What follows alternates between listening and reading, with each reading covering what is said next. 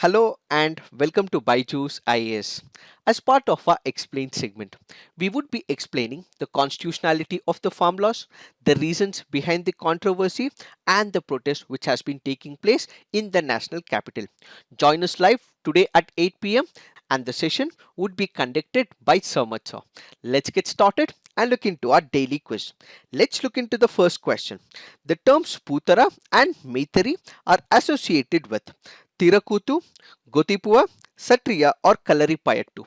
The answer to this is Kalaripayattu. Why have we taken this practice question? Because of the reference given under this article. We have the Sports Ministry which has inducted about four indigenous martial art forms. One is Kalaripayattu of Kerala, Malakam of Central India, Gatka of Punjab and Tangta of Manipur into Kelo India Youth Games. In this particular backdrop, the article goes on to mention about Kalaripayattu and explains certain terms. What are these terms? One, it speaks about Maitri. So what is Maitri here? It is the practice of body flexibility and leg movements. It further speaks about what is called as Kothari, which is nothing but fighting using short and long sticks and an advanced state of swordplay with the shield when it comes to Kalaripayattu. The article further speaks about Malakam, which happens to be a state sport in the state of Madhya Pradesh. The question further speaks about Tirakutu. What is Tirakutu? Basically, this is one of the folk drama of Tamil Nadu. Then it speaks about Gotipua. It is a traditional dance form in the state of Odisha. And finally, we have Satriya, which happens to be a classical form from the state of Assam. Now let's look into the next practice question. Consider the following statements with respect to Speaker of the Assembly. The Speaker remains in office during the life of the Assembly. However, he can vacate his office earlier.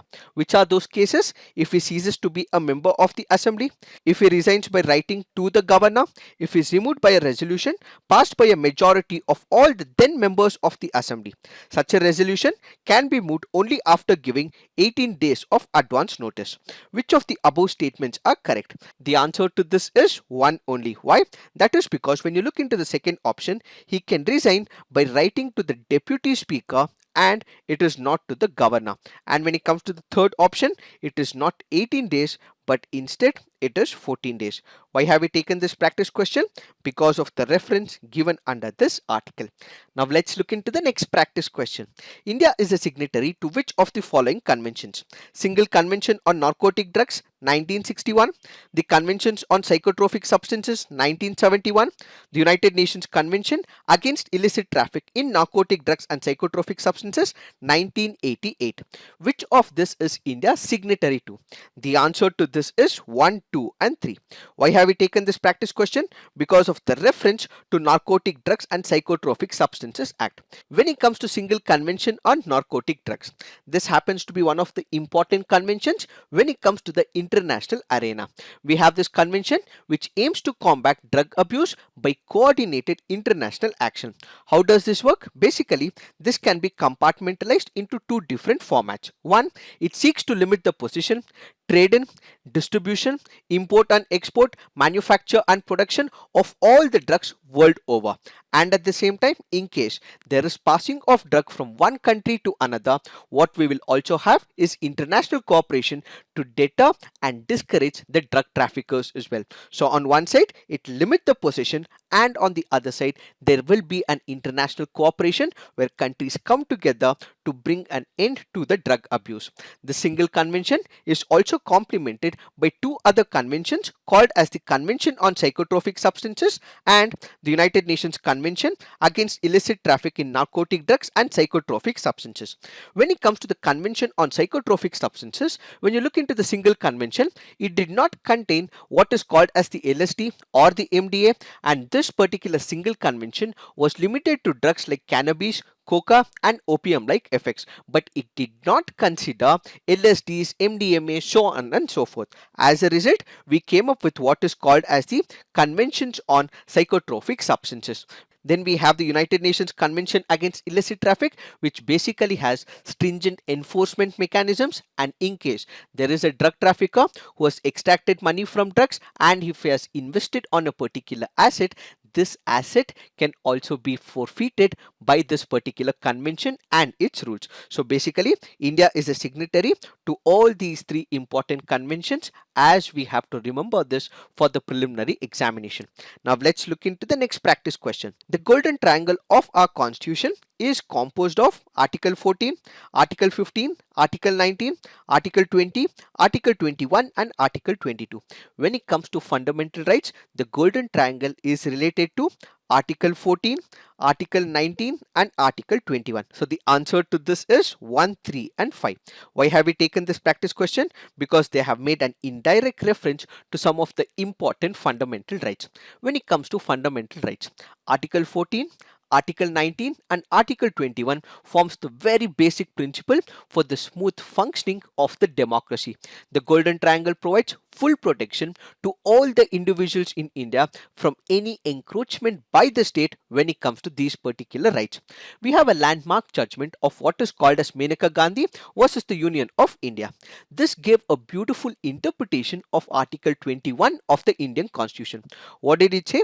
When we are speaking about Article 21, which speaks about right to life and personal liberty, it need not be read in isolation, but it has to be read along with Article 14, along with Article 19, says the Maneka Gandhi case. So the Supreme Court in this particular case gave the widest interpretation of right to life and personal liberty, that which was enshrined under Article 21 of the Indian Constitution. Thus, in case there is a person who is deprived of personal liberty, it is not only Article 21 which is getting violated, there is a provision that Article 14 and Article 19 are violated, says the Supreme Court in the Maneka Gandhi case. Now let's look into the next practice question.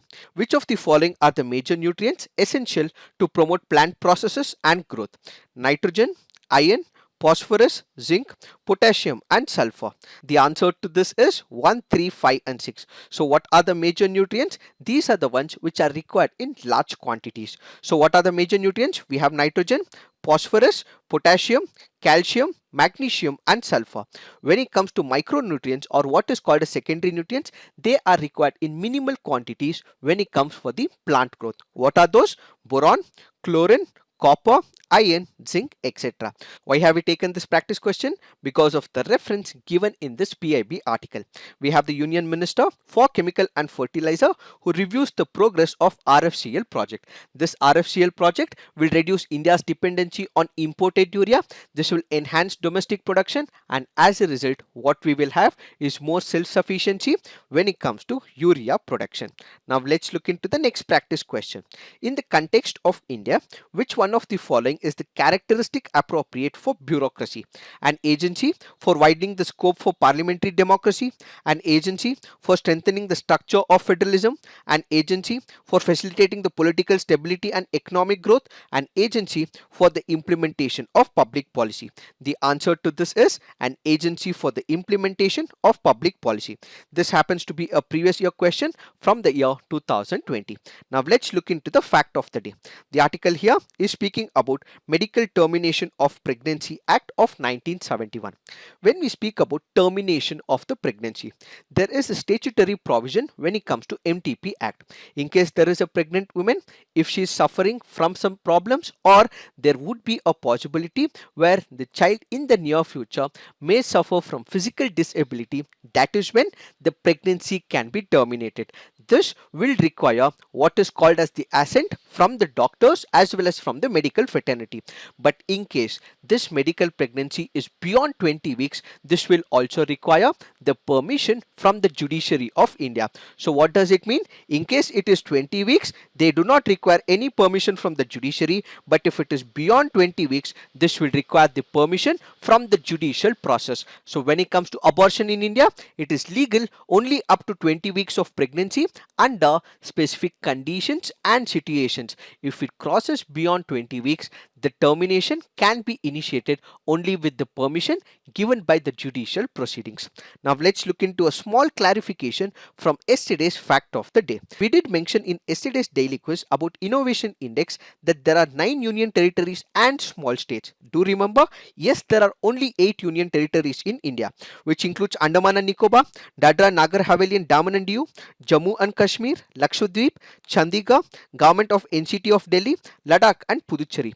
But this article, according to Innovation Index, speaks about small state as well, and that small state happens to be Goa. So this is absolutely right when it comes to the Innovation Index, and you guys are also right because there are only 8 union territories, but according to India Innovation Index, it is 9 union territories and small state, and the small state in this particular index is Goa. So this is it for today. Thank you for watching. All the best.